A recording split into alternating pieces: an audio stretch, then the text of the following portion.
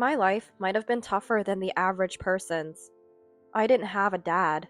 It was just my single mom who raised me all by herself. We were estranged from our relatives, so mom was all alone in her efforts, and she managed to send me to college.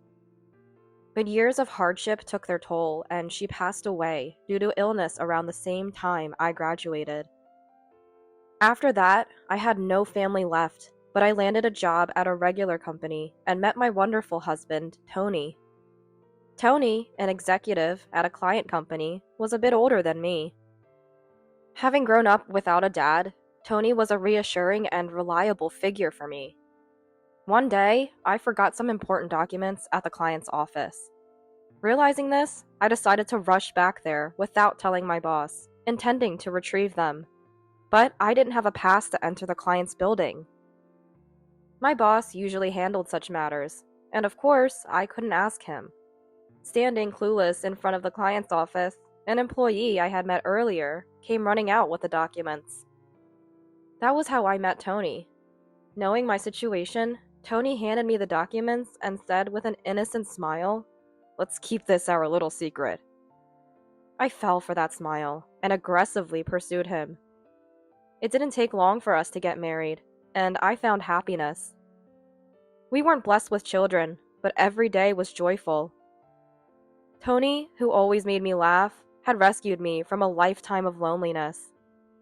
Just as I vowed to spend my life by Tony's side, we discovered he had cancer, already at stage 4. The doctor broke the news to us. I was devastated. Tony deeply regretted leaving me alone in the end. But just before our 10th wedding anniversary, Tony passed away. Feeling lonely again, I was contemplating my solitude when suddenly, father-in-law George proposed, "How about living together?" George was the only person who genuinely rejoiced and celebrated our marriage. Initially, when Tony and I decided to marry, I had no family, so I was met with skepticism from Tony's circles and relatives. Some relatives even opposed our marriage. However, George never cared about me having no family, and after the marriage, treated me like his real family. Tony's mother, Marie, had passed away when he was young, so George had been living for many years with his real sister, Lily. Maybe that's why George was so handy and could manage all household tasks. He was also a great cook, often visiting our home to treat us with delicious meals. Lily, who lived with George, was single and didn't have a steady job. She used to earn quite a bit from door-to-door sales, but since that company went bankrupt, she struggled to find stable employment and was doing odd jobs. Most of the living expenses were covered by George's income, but a few years ago, George's legs grew weak. He quit his job, and they were barely getting by on his small earnings and pension. Knowing that George, who handled household chores, wasn't in the best health, I had been helping out at his place from time to time, even when Tony was alive. George would always apologize with a regretful look, saying, "I'm sorry, I've become a burden because of my condition." I'd reply, "Don't worry about it. I'm good at housework, and I'm happy to see you well." Not knowing what it's like to have a dad, I was genuinely happy to take care of George. Tony, knowing I considered George like a real dad, was always happy to send me off to help. However, Lily didn't feel the same way. Whenever I went to help, she would meet me at the door and say, "So, you're here to butter up again. You're an outsider, you know. No matter what you do, you won't get any inheritance." With a spiteful look. I would always deny it, saying, "No, that's not my intention." But Lily would repeat the same line every time I visited. Despite her continuous sarcasm towards me, Lily never attempted to do any housework. Ideally, Lily, who had been living there all along, should have been the one doing the chores, but she would always go out and not return until late at night. Even when she was home and saw me helping, she would just hurl insults at me and then return to her room, seemingly satisfied. George noticed this behavior and warned Lily, but it had no effect. He then apologized to me again, saying, "I'm sorry." Because of this, Even though I didn't mind taking care of George, living together would mean facing Lily every day. I asked for some time to think about George's offer.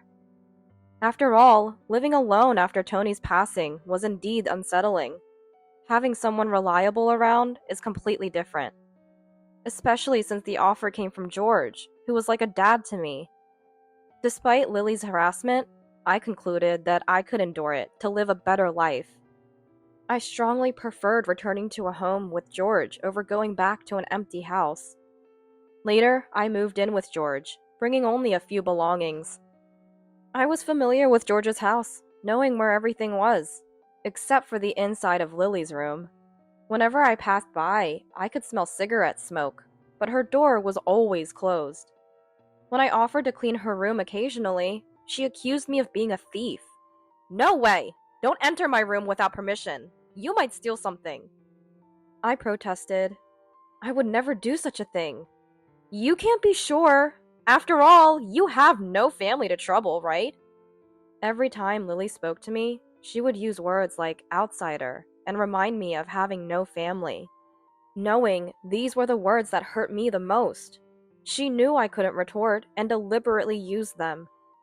Once her door was half open and I could see inside, confirming Lily wasn't there, I peeked in to find cigarette butts, alcohol bottles, and trash scattered on the floor. I hesitated for a moment, but knowing Lily would accuse me again, I quietly closed the door. Since Lily was mostly out during the day, I could spend the day in peace by avoiding her in the mornings and evenings, enduring the harsh treatment. This life continued for several months. Lily's harassment persisted, but during this time, George's health deteriorated day by day. Recently, walking became difficult for him, leading to more bedridden days. His health worsened, catching colds more frequently. Despite hospital visits, his condition did not improve, and a year into living together, he couldn't get out of bed anymore. I suggested hospitalization, but George stubbornly refused. Seeing this, Lily loudly accused me in front of George. "Ever since you came to this house, George's health has been declining. Are you putting something in his food, I wonder?" George looked at his sister, but no longer had the energy to admonish her. Then, turning to me, he wore the same apologetic expression as before. Perhaps he was worried that if he were hospitalized, Lily would torment me even more. I continued to care for George while trying to ignore Lily's constant bad-mouthing. Lily didn't care for her own brother at all. She only entered George's room to hurl insults at me. But as George's care was demanding, I barely reacted to her. Maybe because I didn't respond to her verbal abuse, she started throwing things at me when she was drunk. "Don't act all high and mighty cleaning our house. This is mine, and George's home. Just stick to cooking or something," she yelled, splashing her drink on me. My head was drenched in alcohol, and some even spilled onto George's bed. "Stop it, please. It's getting on George," I begged, trying to stop her. But Lily, drunk, wouldn't listen. "Don't order me around, you plague! You're the one weakening George!" Her actions filled the room with a smell of alcohol. When Lily got like this, there was no stopping her until she was satisfied. Sometimes, she would even hurl abusive words at George. "George, maybe it's time for you to find peace. If this continues, my living expenses will turn into your medical bills. This woman will be happy to be rid of her caregiving duties." She mercilessly spoke such cruel words to her own brother. George just looked at her with tearful eyes. All I could do was protect George and wait for the violence to end. Lily's drunken rampages were always predictable. She spent her days outside, frequently visiting a nearby lottery ticket vendor. One time, she returned home in a very good mood, with her arms full of paper bags stuffed with a lot of sweets, and the smell of cigarette smoke was strongly emanating from her clothes. I once asked her, "Where have you been?" She replied, "None of your business! Even if I win the lottery, I won't give you a dime," and snickered, and she walked into her room. She must have been in a good mood to accidentally reveal her lottery habit. That was when I first learned Lily spent her days at the lottery ticket vendor. I was curious how she managed to fund her lottery habit, but I was too frightened by her outbursts to ask. Whenever the lottery didn't pay off, Lily would inevitably drink and take her frustration out on me. She would come home, pull out alcohol from the fridge, and demand, "Hey, make dinner!" Since she often returned late at night, I would prepare meals and run her bath. Neglecting these tasks would result in her throwing things and screaming, so I never had a moment's peace. Despite this, I dedicated myself to caring for George 24/7, actively engaging in his rehabilitation. However, George grew increasingly frail and struggled even to breathe. After several months of my devoted care, George passed away, though he was too weak to speak. He mustered the strength to thank me. "You've been a great help. Thank you." Hearing these final words from George made all my hardships seem worth it. He had supported my marriage to his son, and after Tony's death, he offered to live with me, an outsider. George was my greatest benefactor. With his passing, I found myself alone again. But I couldn't afford to be sentimental, as Lily didn't lift a finger to help with the funeral arrangements, leaving everything to me. It was only after the funeral that I could truly reflect on my time with George. Because of his caring nature, distant relatives gathered to pay their respects. During the post-funeral meal, everyone reminisced about George. Even Lily listened quietly to the relatives' stories. "He always stood by us," one said. "Right? He was always there when we needed him," added another. George had always been a man of action, never expecting anything in return for his help. Hearing this, I felt happy, as if they were talking about me too. Then a relative broached the subject. "What about the inheritance? There should be land and real estate left." "Yeah, he inherited his wife's assets too, so it must be a considerable amount." Despite the funeral just ending, they started discussing the inheritance. Hearing this, Lily's eyes lit up. "Right! I'm the closest blood relative, so I'll protect George's inheritance. Besides, I've been taking care of him, so I have a right to inherit," she confidently declared. Watching Lily's eyes sparkle, I felt a deep sense of unease. But I couldn't avoid the inheritance discussion. It was a matter that didn't concern me. As the relatives were getting worked up over the inheritance, a man suddenly entered. Everyone looked at him, but judging by the relatives' faces, no one seemed to recognize him. Amid the strange atmosphere, the man handed out his business card and said, "I've been entrusted with the will." Lily, sensing an opportunity, approached the lawyer and said, "Really? Then let's open the will right here." Her eyes were shining again as she pulled the lawyer to a seat. The lawyer took out the will from his bag and began to read it in a calm manner. Lily's face turned red immediately. The relatives also became restless. The will stated that all of George's estate was entrusted to me, and nothing was left for his biological sister. I was as surprised as anyone. Even though I lived with George, I was still an outsider. That he entrusted his entire estate to me was unexpected. Hearing the lawyer's words, Lily lost her bright eyes, her face filling with anger and hatred. "How can he leave the inheritance to some unknown woman? This is unacceptable. Has George lost his mind?" Lily yelled in a voice that was almost like a roar. She continued, "After Marie passed away, it was me who lived with and struggled with George. What does this woman know about our lives? It's ridiculous to leave everything to her." She looked ready to pounce on me. Some relatives seemed to agree. "Yeah, she lived with him for a long time. She's his real sister. Maybe there's a mistake in this will. Probably moved in for the inheritance. Yeah, maybe she manipulated him into writing the will." The relatives, perhaps upset they weren't receiving anything, started to speculate wildly. Internally, I thought, they don't know the truth. But I knew any protest from me would play right into Lily's hands. As I remained silent and looked down, the relatives' mistrust in me seemed to grow. Just as they were about to discuss contesting the will, the previously silent lawyer spoke up. "Decide what to do with this will after you see this," he said, placing an envelope and a USB memory stick on the table. Lily, with a puzzled expression, opened the envelope, and a multitude of photos spilled out.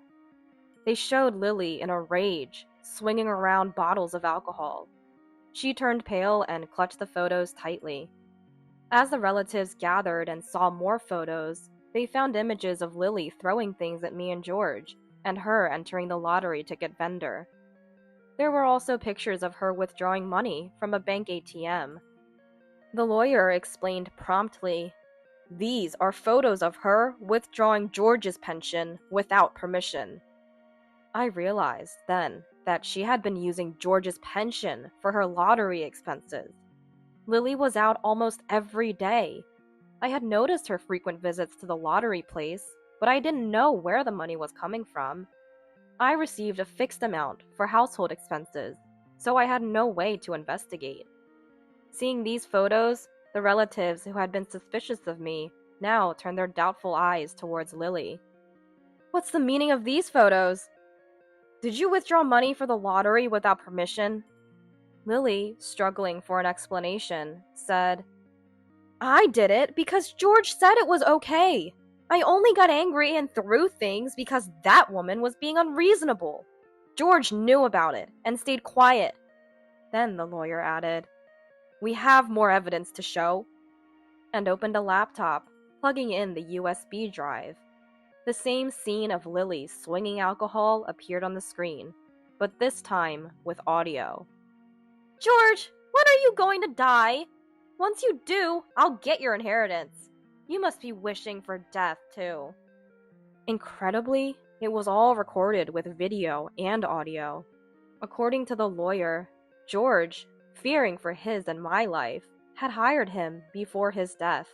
He had secretly installed cameras and hired a detective to tail Lily, capturing her actions outside. He wanted to ensure that his estate wouldn't end with his sister after his death, so he asked for the will to be backed up with these photos and videos. I was astonished. George, who in his later years could hardly move and struggled to speak, had planned all this. I was astounded by George's resourcefulness to the very end. Lily seemed to have lost the energy to argue any further, looking down and clenching her teeth. With all this evidence presented, she must have realized that any excuses would not convince the relatives. She downed a bottle of alcohol in one go and slumped over the table. After witnessing the video, the relatives were clearly not inclined to let Lily inherit the estate. Thanks to the will and the plethora of evidence the lawyer presented, I was the one who inherited the estate. Initially, I thought of declining the substantial inheritance. Even though it was George's wish, we were still strangers after all. I feared I might end up misusing the fortune, perhaps even in gambling, like Lily.